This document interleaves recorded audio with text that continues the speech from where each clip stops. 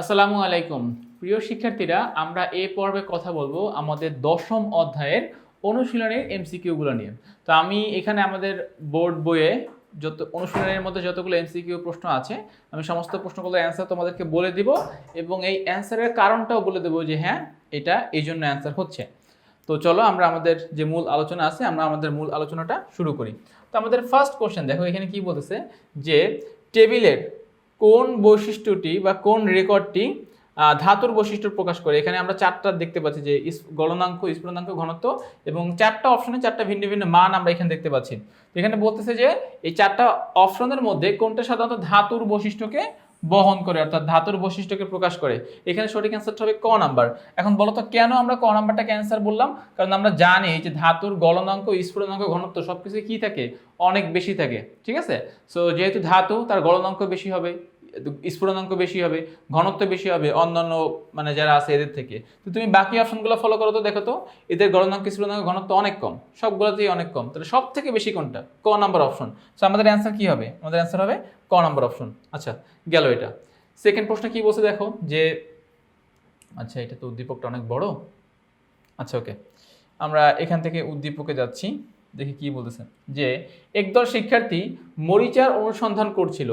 তারা বাম থেকে ক্রমান্বয়ে চারটি টেস্ট টিউবে চারটি লোহার পেরেক রাখলো এবং নিচে চিত্র অনুযায়ী ব্যবস্থা নিল। তার মানে একদল শিক্ষার্থী মরিচা নিয়ে তারা গবেষণা করবে বা মরিচা নিয়ে তারা কাজ করবে। এই জন্য তারা কি করতেছিল, চারটা টেস্ট টিউব নিয়েছে, এরকম চারটা টেস্ট টিউব, এবং চারটা টেস্ট টিউবে তারা লোহার পেরেক, দেখো সবগুলোর মধ্যে লোহার পেরেক আছে, যে এখানে এইটা, এখানে এইটা, এখানে এটা, এখানে এটা, সবগুলোর মধ্যে তারা লোহার পেরেক রেখেছে। এরপরে তারা একটা ভিন্ন ভিন্ন সিস্টেম তারা ফলো করেছে, যেরকম প্রথম টেস্ট টিউবে লোহার সাথে অনাদ্র ক্যালসিয়াম ক্লোরাইড এবং বায়ু নিয়েছে। সেকেন্ড টেস্ট টিউবে নিয়েছে লোহার মধ্যে নিয়েছে কি, ফুটানো পানি, অর্থাৎ ফুটানো পানির মধ্যে লোহা রেখেছিল। 3 নম্বর টেস্ট টিউবে বাতাস ছিল, তেল ছিল, সে তেলের মধ্যে তোমার হচ্ছে কি আছে, এটা ডুবানো ছিল, তেলের মধ্যে এটা ডুবানো ছিল।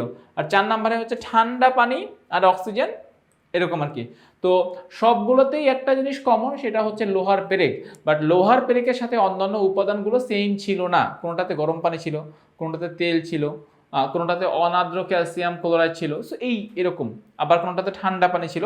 সো এইভাবে আমরা এদেরকে আসলে সেট করেছি। এবার কোশ্চেনে যাই, দেখো খেয়াল করো আমাদের কোশ্চেনে কি বলছে। আমরা এবার কোশ্চেনে যাব, দেখি আমাদেরকে প্রশ্নে কি বলেছে। আচ্ছা, আমাদেরকে প্রশ্নে বলেছে কোন টেস্ট টিউবের পেরেকটি সবচেয়ে বেশি মরিচা ধরবে। কোন টেস্ট টিউবের পেরেকটি সব থেকে বেশি মরিচা ধরবে? ওকে, এবারে তোমরাই বলতে পারবা, দেখো তো কোনটা হতে পারে। এখানে কোন টেস্ট টিউবের পেরেকটা সব থেকে বেশি মরিচা ধরতে পারে? আমি সবসময় বলবো যে এই যে 4 নাম্বার টেস্ট টিউবটা, 4 নাম্বার টেস্ট টিউবটা সব থেকে বেশি মরিচা ধরবে। এবার আসে কারণটা কি, কারণটা একটু ফলো করো। অনাদ্র ক্যালসিয়াম ক্লোরাইড একটা পানিগ্রাহী পদার্থ, সে পানিকে শোষণ করে, মানে সে জলীয় বাষ্প, আমাদের বাতাসের মধ্যে যে জলীয় বাষ্প থাকে সে সেটাকে শোষণ করে নেবে। ফলে এখানে বায়ু থাকলেও কিন্তু কোনো জলীয় বাষ্প তুমি পাচ্ছ না, কারণ এই ক্যালসিয়াম ক্লোরাইড সে জলীয় বাষ্পকে শোষণ করে নেবে। আর একটা জিনিস মনে রাখতে হবে যে অক্সিজেন এবং জলীয় বাষ্প, জলীয় বাষ্প মিনস আমি পানিকে বুঝাচ্ছি, অক্সিজেন এবং পানি ব্যতীত কখনোই মরিচা ধরবে না। তো 3টে জিনিস লাগে মরিচা ধরতে হলে, একটা লোহা লাগে, দ্বিতীয়ত মরিচা লাগে, তৃতীয়ত পানি লাগে। তো লোহা লাগে, অক্সিজেন লাগে এবং পানি লাগে, মরিচা না। তাহলে এই 3টা যদি হয় তখনই সেখানে মরিচা ধরবে। তো এইখানে আসলে অনাদ্র ক্যালসিয়াম ক্লোরাইড যেহেতু জলীয় বাষ্পকে শোষণ করে নিচ্ছে, এই জন্য এখানে আসলে কোনো পানি নাই, মরিচা ধরছে না। ফুটানো পানি, ফুটানো পানিতে হচ্ছে ডিজলভ অক্সিজেন থাকে না, ফুটানো পানিতে ডিজলভ অক্সিজেন থাকে না, সো এটার মধ্যে আসলে কোনো অক্সিজেন নাই। 3 নাম্বার দেখো, তেলের স্তর, ফুটানো পানি, সো তেলের স্তর ভেদ করে কিন্তু কোনো অক্সিজেন এখানে প্রবেশ করতে পারবে না। মানে নিচে আছে ফুটানো পানি, ফুটানো পানির মধ্যে তো আমরা জানি যে কোনো অক্সিজেন নাই, আর তেলের স্তর ভেদ করে আবার নতুন করে অক্সিজেন সেখানে যেতেও পারবে না। অতএব এখানেও তুমি কি বলতে পারো, এখানেও তুমি বলতে পারো যে কোনো মরিচা হবে না। অনলি 4 নাম্বার যেখানে তোমার মরিচাটা হবে, কেন? কারণ এখানে আছে অক্সিজেন আর হচ্ছে ঠান্ডা পানি। ঠান্ডা পানির মধ্যে কি থাকে, হাইড্রোজেন অক্সিজেন থাকে, মানে আমরা যেই পানিকে যাচ্ছি সেই পানি। সো অক্সিজেন ঠান্ডা পানি যখনই লোহার সংস্পর্শে আসবে তখনই সেখানে কি হবে বলো তো, তখন সেখানে মরিচা ধরবে। অর্থাৎ মরিচা ধরার জন্য যাবতীয় যা কিছু প্রয়োজন সব কিছু আমরা এই অপশনটার মধ্যে পাচ্ছি। অক্সিজেন পাচ্ছি, আমরা পানি পাচ্ছি, আমরা লোহা পাচ্ছি। বাকিগুলোতে দেখো কোনো না কোনো একটা ভ্যালু মিসিং রয়েছে, কোনো না কোনো একটা উপাদান এর ঘাটতি রয়েছে, বিধায় বাকি অপশনগুলোতে মরিচা ধরবে না। সো আমাদের 2 নাম্বারের সঠিক অ্যান্সারটা হচ্ছে ঘ নাম্বার।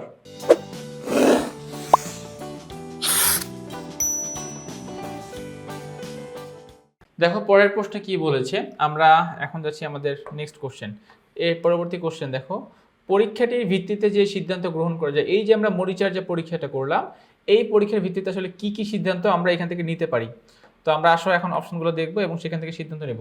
মরিচা ধরার জন্য 1 নম্বর পয়েন্ট, মরিচা ধরার জন্য অক্সিজেন আবশ্যক, অবশ্যই সত্য। আমরা 3টে উপাদান বলেছিলাম, লোহা লাগবে, জলীয় বাষ্প বা পানি লাগবে, আর একটা হচ্ছে গিয়ে যে অক্সিজেন লাগবে। সো অক্সিজেন মাস্ট বি লাগবেই লাগবে এখানে। নাম্বার 1টা সত্য।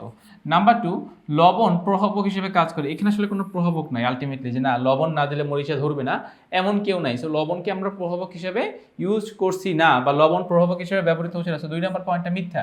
3 নাম্বার, কেবল অক্সিজেন উপস্থিত থাকলেই মরিচা ধরে না, না বলছে যে হ্যাঁ এটা তো সত্য, 3 নম্বরটা সত্য। কেননা শুধুমাত্র অক্সিজেন দিয়েই যদি মরিচা ধরানো যেত তাহলে তো হয়ে যেত, সেটাও হবে না। তোমার অক্সিজেনের সাথে কি লাগবে, ওই পানির জলীয় বাষ্প লাগবে আর কি। অর্থাৎ বাতাসের সাথে যদি জলীয় বাষ্প মিশ্রিত অবস্থায় থাকে, পানির জলীয় বাষ্প, তখন সেখানে মরিচা ধরবে। শুধুমাত্র অক্সিজেন কখনোই মরিচা ধরাতে পারবে না। সো 1 ও 3 সঠিক, 1 ও 3 সঠিক। তাহলে আমাদের এখানে সঠিক অ্যান্সারটা কত?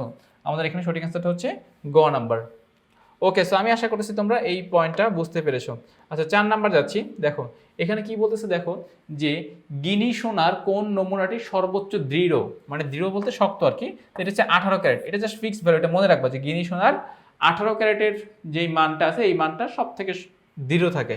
আচ্ছা যাচ্ছি আমরা এর পরবর্তী অংশ। দেখো পরবর্তী অংশে কি বলছে, পরবর্তী প্রশ্নে কি বলেছে দেখো, যে লঘুকরণের পানিতে ফোটায় ফোটায় সালফিউরিক অ্যাসিড যোগ করা হয় কারণ সালফিউরিক অ্যাসিড, খেয়াল করো। এখন এখানে আসলে আমাদেরকে অপশনগুলো একটু ভালো মতো বুঝতে হবে।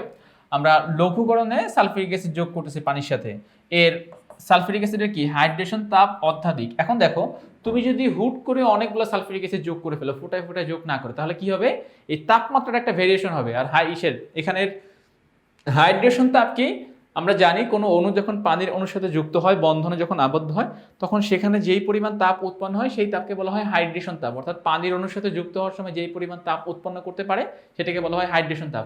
তো এখানে দেখো যদি আমরা বেশি পরিমাণ, মানে হুট করে যদি আমরা অনেকটুকু সালফিউরিক অ্যাসিড যোগ করে দিই, তখন এটা অনেক বেশি মানে চেঞ্জ হয়ে যাবে। দ্যাটস ওয়াই আমরা ধীরে ধীরে ফোটায় ফোটায় করতেছি, যাতে করে আমরা সেই চেঞ্জটা লক্ষ্য করতে পারি। মানে একসাথে ম্যাসিভ চেঞ্জ হয়ে যাওয়ার থেকে ধীরে ধীরে পরিবর্তনটা লক্ষ্য করা ভালোর জন্য। নাম্বার 2, একটি দ্বিক্ষারকীয় অ্যাসিড। এখানে আসলে মানে দ্বিক্ষারকীয় অ্যাসিড এই জন্য কোনো কাজ হয় না। আর 3 নাম্বার বলতেছে একটি ক্ষয়কারক পদার্থ। সালফিউরিক অ্যাসিড যেহেতু ক্ষয়কারক পদার্থ, হুট করে অনেকটুকু সালফিউরিক অ্যাসিড দিলে সেখানে আসলে অনেক চেঞ্জ চলে আসতে পারে। এই জন্য আসলে আমরা হুট করে অনেকগুলো সালফিউরিক অ্যাসিড দিই, আমরা ফোটায় ফোটায় সালফিউরিক অ্যাসিড অ্যাড করেছি। 1 ও 3 সঠিক, 1 ও 3 সঠিক হলে আমরা আমাদের খ নাম্বার অ্যান্সারকে এখান থেকে সঠিক বলবো। ওকে, আচ্ছা যাচ্ছি আমরা আমাদের পরবর্তী প্রশ্ন। দেখো কি বলতেছে, যে সালফার ট্রাই অক্সাইডকে 98% সালফিউরিক অ্যাসিডে শোষণ করে পানি যোগে প্রয়োজন মতো লক্ষ্য করা হয় কারণ সালফিউরিক অ্যাসিড।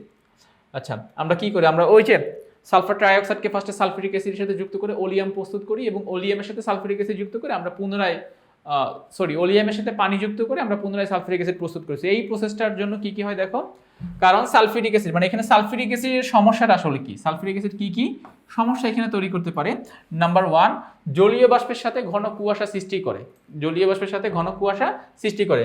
নাম্বার 2, পানি যোগে প্রচুর তাপ নির্গত করে, পানি যোগ করলে সেখানে সে প্রচুর তাপ নির্গত করতে পারে আর কি, যেটা বললাম যে হাইড্রেশন তাপ। আর 3 নাম্বার বলতেছে এটি একটি নিরোধক পদার্থ। ইয়েস, সালফিউরিক অ্যাসিড একটি নিরোধক পদার্থ। তো 3টাই সঠিক। জলীয় বাষ্পের সাথে সে ঘন কুয়াশা সৃষ্টি করতে পারে, আর পানি যোগে প্রচুর তাপ নির্গত করতে পারে, এটি একটি নিরোধক পদার্থ। তো 3টাই যেহেতু সঠিক, তার মানে আমরা এখানে এগ্রি করবো আমাদের কত নাম্বারের সাথে, আমাদের ঘ নাম্বার প্রশ্নের সাথে আমরা এখানে এগ্রি করবো যে হ্যাঁ এখানে সঠিক হবে আমাদের ঘ নাম্বার প্রশ্ন। আচ্ছা ওকে, গেল এটা। আচ্ছা এবার বলছে দেখো কোনটি খনিজ মল। আচ্ছা খনিজ মল কোনটা, আচ্ছা আমাদের আকরিকের সাথে যেটা ময়লা বা আবর্জনা বা এক্সট্রা পদার্থ হিসেবে থাকে সেটাকে বলা হয় খনিজ মল। এখানে খনিজ মল হিসেবে কি হতে পারে দেখো, এখানে খনিজ মল হিসেবে হতে পারে সিলিকন ডাইঅক্সাইড। এটা কোন কিসের সাথে থাকে, এটা আয়রন নিষ্কাশনের সময় এটা আসলে দেখা যায় যে সিলিকন ডাইঅক্সাইড থেকে ওই খনিজ মল হিসেবে থাকতে পারে, এবং ক্যালসিয়াম কার্বনের সাথে বিক্রিয়া করে ক্যালসিয়াম সিলিকেট সে প্রস্তুত করতে পারে। সো খনিজ মল হিসেবে আমরা এখান থেকে কাকে পাচ্ছি, আমরা এখান থেকে পাচ্ছি সিলিকন ডাইঅক্সাইডকে। এবং যে এই 3টা অ্যালুমিনিয়াম অক্সাইড, অ্যালুমিনিয়ামের আকরিক, জিঙ্ক সালফাইড, জিঙ্কের আকরিক, লেড সালফাইড, লেডের আকরিক। সো এই 3টা হচ্ছে আকরিক, অনলি সিলিকন ডাইঅক্সাইড যাকে কিনা আমরা খনিজ মল হিসেবে চিনতে পারতেছি।